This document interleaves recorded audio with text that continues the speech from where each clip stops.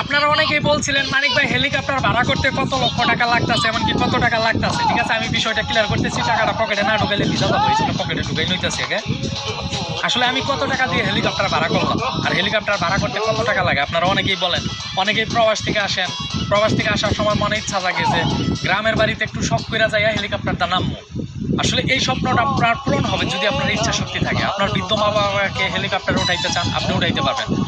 দূরত্ব বুঝা, আপনার বাসা থেকে যদি ঢাকা এয়ারপোর্টের দূরত্ব অল্প হয় তাহলে অল্প টাকাই লাগবে, যদি দূরত্ব একটু বেশি হয় তাহলে দূরত্ব একটু বেশি, টাকা পয়সা একটু বেশিই লাগবে।